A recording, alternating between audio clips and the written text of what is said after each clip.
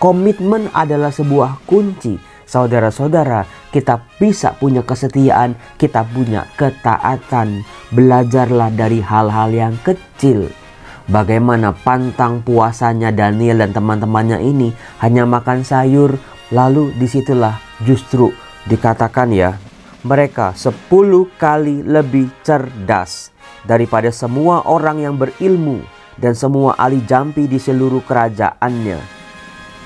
Salam damai sejahtera saudara-saudaraku yang terkasih pencinta firman Tuhan. Berjumpa kembali dengan Bible Learning with Father Joseph. Saudara-saudaraku, bagaimana kabar Anda hari ini? Saya berharap Anda semua dalam keadaan baik. Saya mau berdoa buat Anda. Kali ini, dalam situasi sulit, dalam situasi tidak menentu, iman kita mulai goyang, tapi kita mohon pada Tuhan. Ya Tuhan, berilah kami anak-anak-Mu rahmat, kesetiaan, dan ketaatan. Biarlah kami boleh setia pada Yesus. Kami boleh berpegang pada kasih-Nya. Kami boleh percaya. Kami boleh beriman. Kami boleh berharap padanya. Tuhan Yesus, ajar kami anak-anak-Mu untuk hidup setia. Dalam nama Bapa dan Putera dan Roh Kudus. Amin. Saudara-saudaraku, akhir-akhir ini kita bisa melihat godaan, tantangan yang datang buat orang-orang beriman adalah ketidaksetiaan.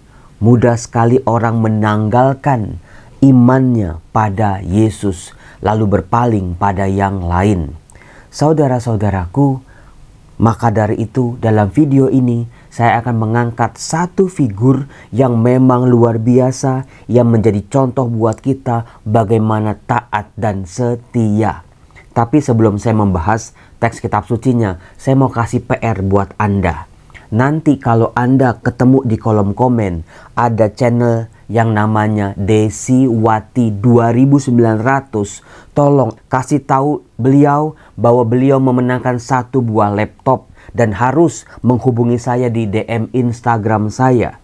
Kasih alamat, kasih nomor telepon. Karena sampai hari ini Ibu Desi Wati 2900 ini saya cari-cari di Instagram kok nggak ada. Jangan sampai minggu depan belum ada juga. Terpaksa saya harus kasih kepada yang lain gitu ya.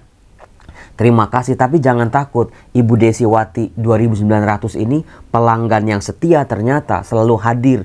Tapi kok enggak nangkep-nangkep maksudnya bahwa beliau adalah pemenang satu buah laptop dari Bible Learning. Terima kasih juga pelanggan-pelanggan Bible Learning channel ini makin bertambah banyak. Ada Basis Sarana Solusindo, ada Aser Tanah Abang, ada Soumina Sugianto Gunawan, ada Nia Al 08, ada Vera Tanis, ada Fania Indrarini, ada Billy Rani Salim, dan seterusnya. Terima kasih berkat-berkatnya akan saya salurkan buat Rumah Teduh Suryo. Saudara-saudaraku, kalau Anda membuka-buka kitab suci, Anda akan bertemu dengan sebuah kitab yang luar biasa isinya, yaitu kitab Daniel. Ada di kelompok kitab nabi-nabi. Kitab Daniel itu setelah kitab Yeskiel dan juga sebelum kitab Hosea. Saudara-saudaraku yang terkasih, membaca kisah Daniel, mengenal figur yang istimewa ini membuat kita kagum, membuat kita belajar banyak hal. Ternyata kalau kita mau setia, kita mau taat, kita mau diangkat sama Tuhan, butuh sebuah kegigihan. Gak bisa diem aja, santai-santai terus iman kita bertumbuh. Gak bisa tidur makan, gak ngapa-ngapain. Terus juga kesetiaan kita pada Tuhan itu bertumbuh juga. Gak bisa. Dari figur Daniel, pribadi istimewa ini, mari kita bisa belajar. Siapa sih Daniel? Kitab Daniel diceritakan pada saat orang-orang Israel dibuang ke Babel.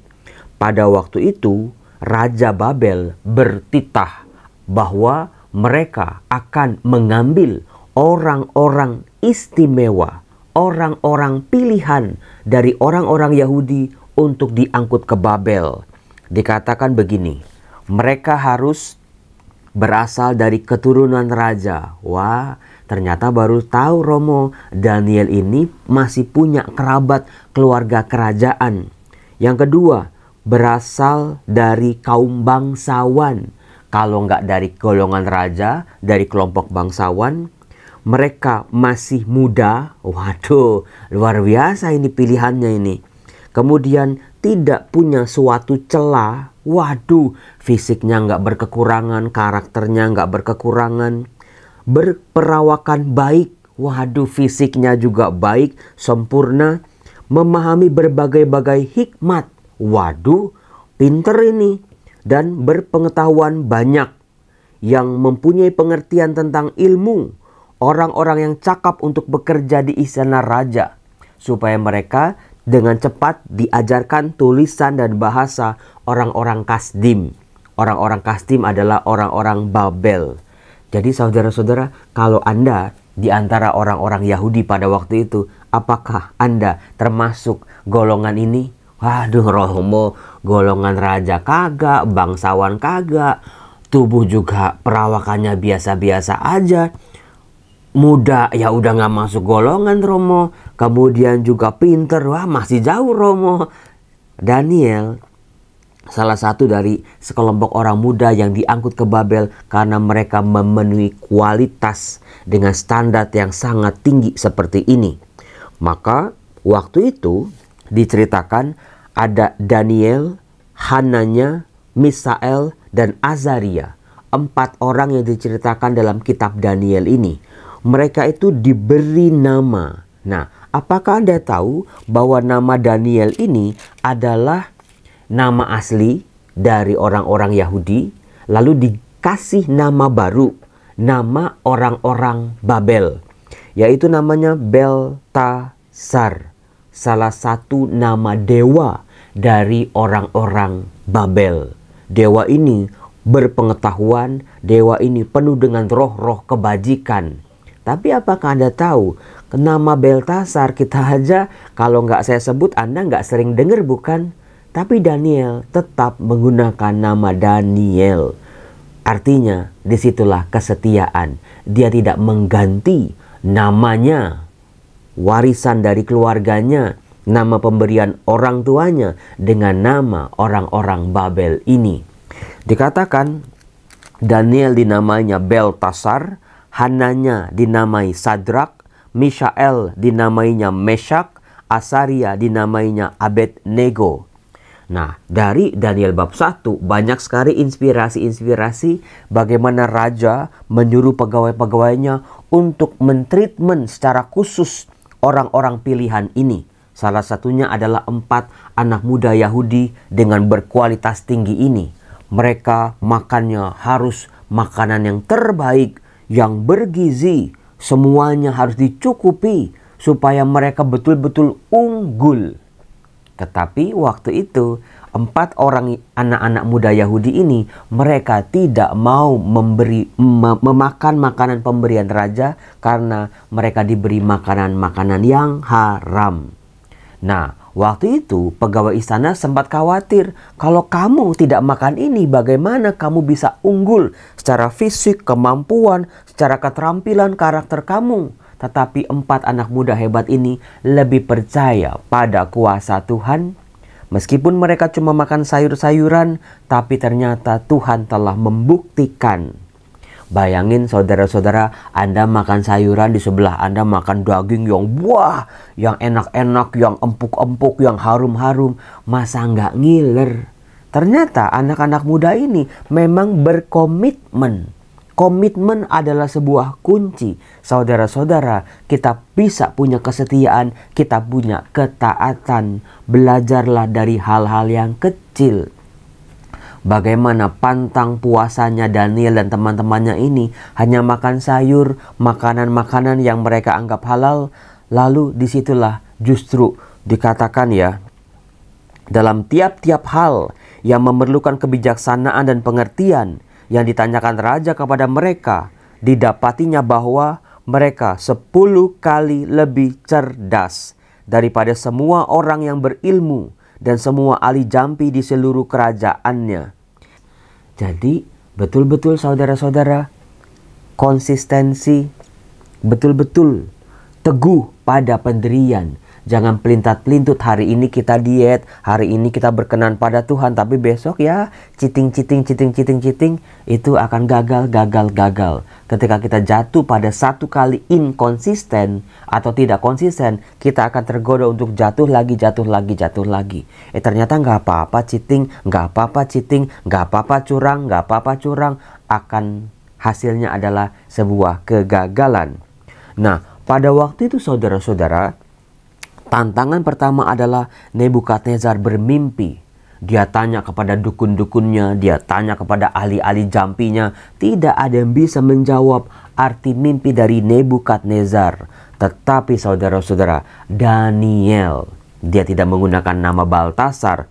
Daniel di bab 2, dia mendapat penglihatan pada waktu malam. Tuhan menerangi akal budinya, Tuhan membantu dia, Tuhan menyertai dia untuk bisa mengartikan mimpi-mimpi Nebukadnezar.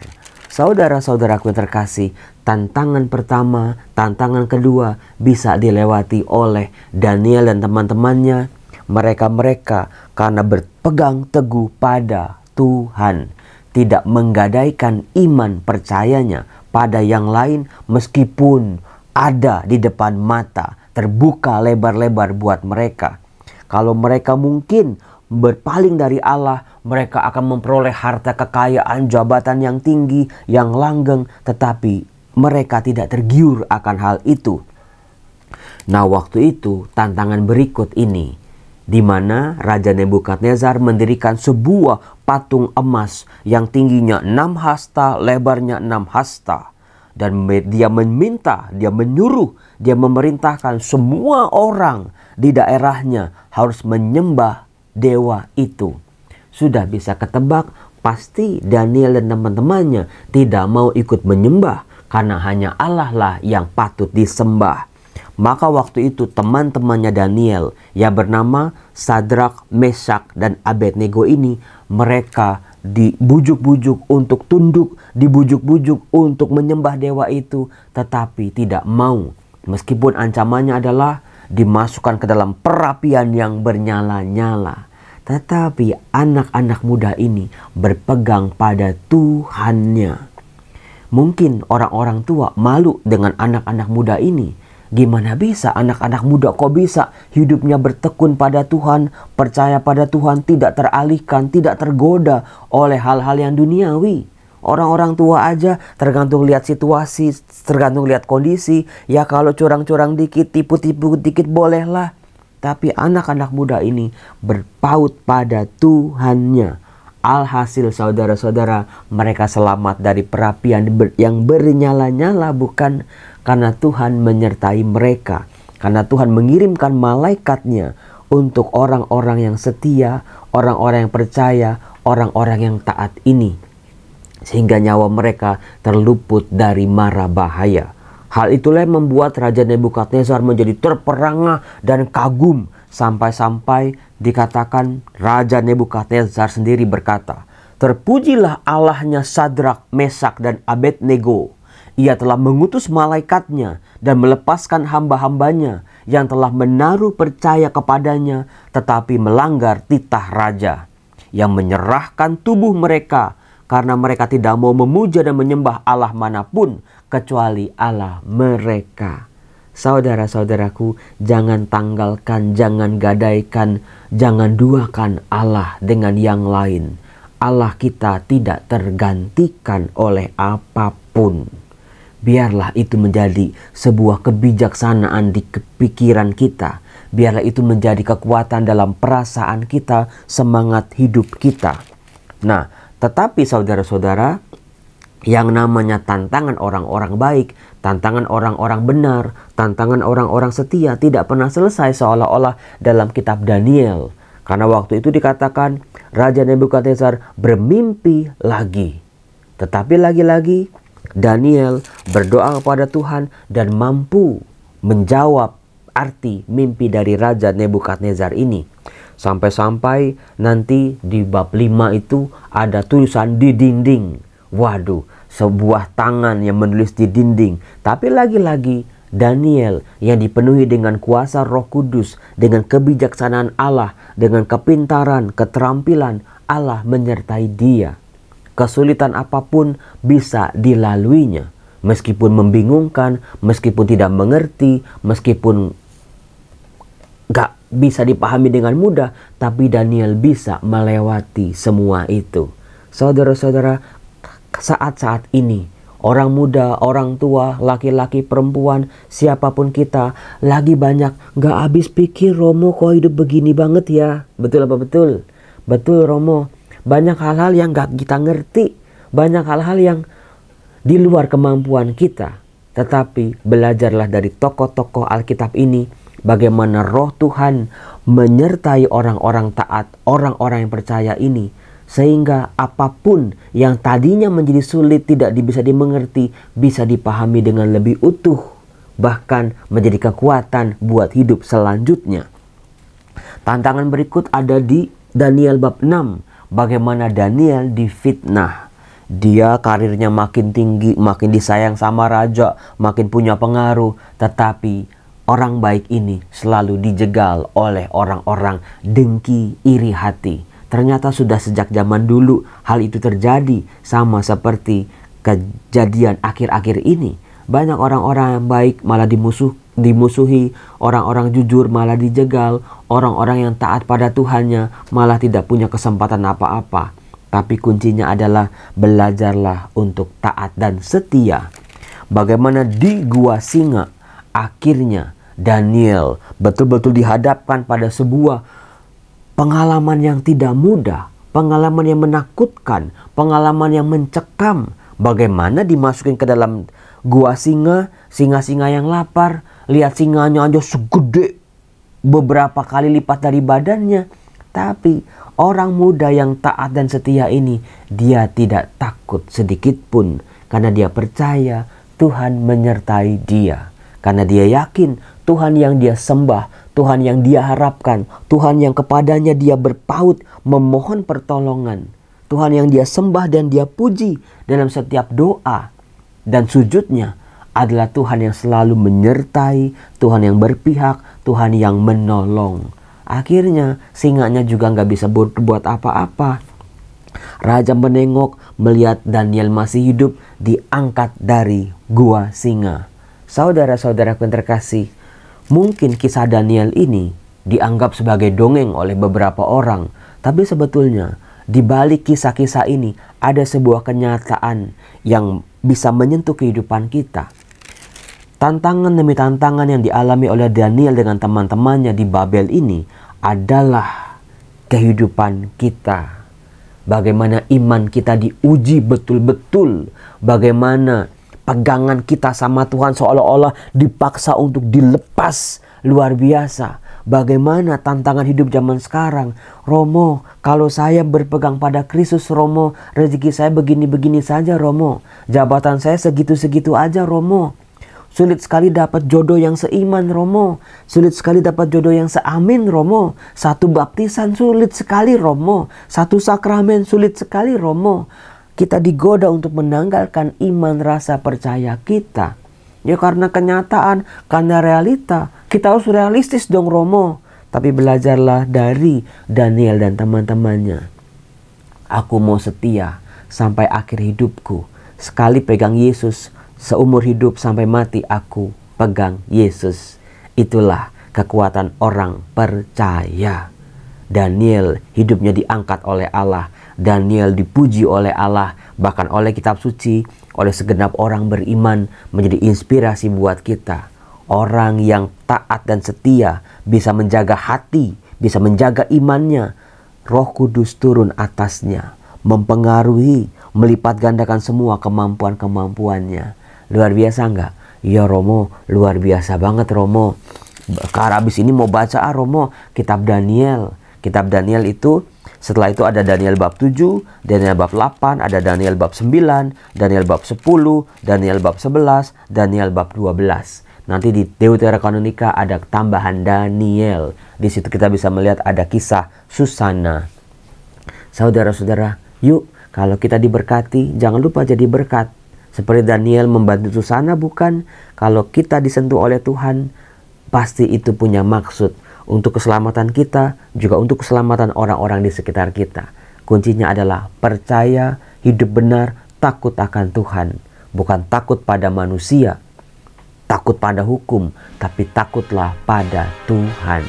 Salam damai sejahtera, Tuhan Yesus memberkati. Bye-bye.